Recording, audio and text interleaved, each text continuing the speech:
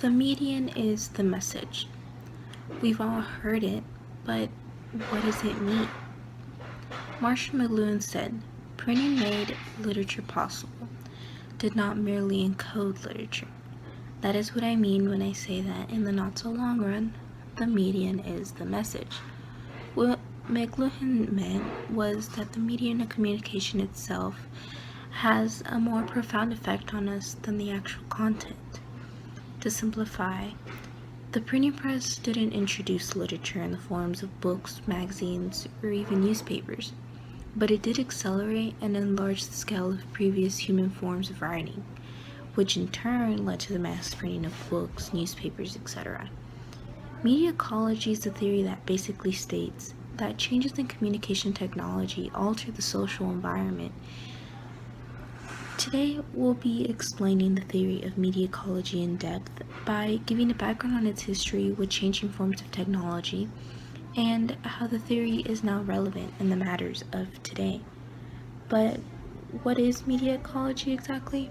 Well, in a media ecology review, communication research trends, we learned that the term media ecology was formally introduced by Neil Postman in 1968, but his research actually came from Marshall McLuhan's theory in 1964. In a first look at communication theory, we understand that Marshall McLuhan believed that we should think as media as being ecological. He wanted us to see that the media, regardless of its content, reshape human experiences and exert far more change into the world than the sum of all the messages they contain. There are many definitions of what media ecology actually is, but according to the Media Ecology Association, the most well-known definitions are from Neil Postman, Lance Strait, and Christine Nystrom. According to Neil Postman, media ecology explores the ways in which interaction between media and human beings create a culture within itself. He said that the term media ecology was actually put into use so that we as human beings could be aware of the fact that we live in two different types of environments. One, a natural environment. One consisting of air, trees, rivers, etc.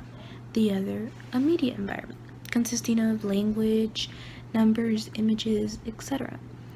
He also wrote that media ecology looks into the matter of how media can affect human perception, understanding, feeling, and value. Basically, how our interaction with the media eases our chances of survival. Lance Strait defines media ecology as the study of media environments, the study that technology and techniques, modes of information, and codes of communication play a leading role in our day-to-day affairs. And according to Christine Nystrom, media ecology is broadly defined as the study of complex communication systems as environments.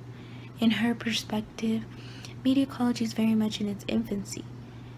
She says that media ecologists don't yet have a strong framework to organize their ideas on, which means that in short, media ecology is a pre-paradigmatic science. The background history of media ecology. In the first look at communication theory, we learned that McLuhan divided all human history into four periods, which are the tribal age, the literary age, the print age, and the electronic age. In each case, we went from one era to the next due to new development in media ecology. Firstly, I'm going to start with the tribal age. The tribal age was an era where the sense of hearing, touch, taste, and smell were more advanced than visualization. McLuhan also wrote that the sense balance in the tribal age is a delicate balance between all the sense despite the high importance of hearing, where the most important information needed to be heard rather than seen. He also claimed that primitive people lead richer and more complex lives, more than literary descendant. In an artistic environment, talking something out of context was nearly impossible, but thankfully till the age of literacy made it a reality. The another period is the literacy age. This is when move people more collective tribal involvement to private detachment, even though words may be seen as when they were spoken out loud. The act of reading a text is an individual one. Reading encouraged logical, linear thinking and gave ways to teaching of mathematics, science, and philosophy. Once the obsessed learned to read, they officially became independent thinkers. Another type of periods is going to be the print age. This gives rise to beginning of the Industrial Revolution. McLuhan argued that most important features of movable type was the ability to multiply the same text repeatedly. The printing press made visual dependence widespread. With the new visual dependence leads to the development of fixed national language, which in turn produced naturalizations. With the new sense of unification, there was a countering sense of separation and loneliness. Lastly, the electronic age is the last period in the human development. And this is said to be retribalizing humanity, whereas the book extended the eye's electronic to the central nervous system. In the electronic age, privacy is now illusory and linear logic is becoming less important because we know we now focus more on how we feel. The question is there a digital age where everything is wholly electrical? Now that you're well versed in media ecology and why it matters and how it started, it is important to know why it matters today and why it is relevant. First and foremost, it has changed the way that people are perceiving celebrities and politicians and other major figures because of how they are viewed through media outlets as well as news articles.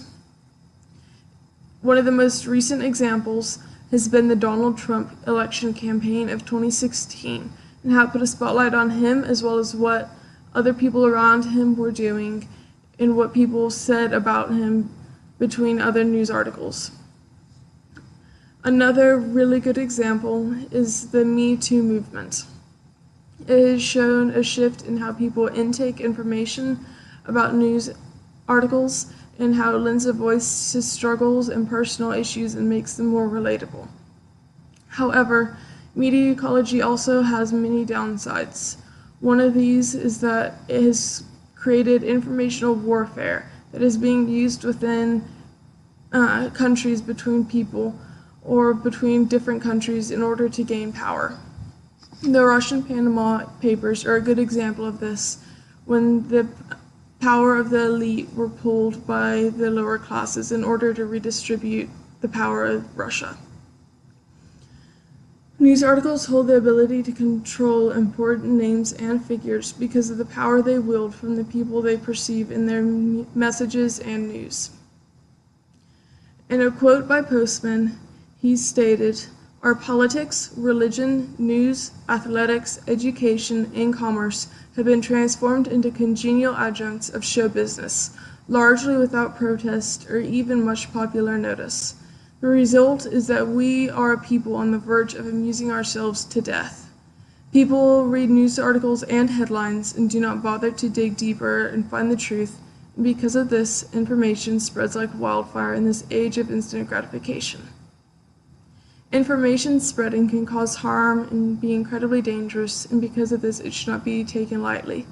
That is why it is important to know what media ecology is and why you need to be well versed in what it can do and the harm it can cause, as well as the good it can cause." The conclusion. Media ecology is a theory with a lot of depth, meaning, and has an interesting background. Not only that, but it is still currently involved in today's society. First, media ecology is widely defined around the world by many intellectual scientists. Even though the subject matter isn't fully researched, we nevertheless know that media ecology is a theory that pretty much states that technological advances in technology impact our perception and way of thinking.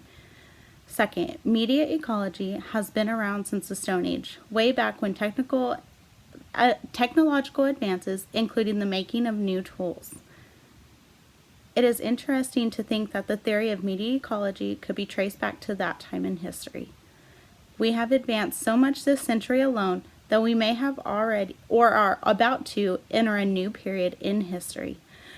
Not only was media ecology relevant a long time ago, but it is still relevant in our daily lives, whether it is dealing with the president or a normal person in the streets. It has not only impacted people as a group, but has influenced welfare between two whole countries. Media ecology is all around us and influences our way of thinking, and therefore the act of spreading information is increasing at a rapid rate. We have to acknowledge the kind of world we live in now so that we can more control ourselves from being influenced by the media technology out in the world today. It is scary to think that one day all of our perceptions, feelings, and opinions over certain subject matters may be totally controlled by the media itself. The next time that you do something, even if it's something as small as post on your Instagram page, remember to think of the reason you posted. Did you do it because it was your own controlled post, or did you do it because that was what media directed you to post? Therefore, being that the media had already taken control without you even noticing.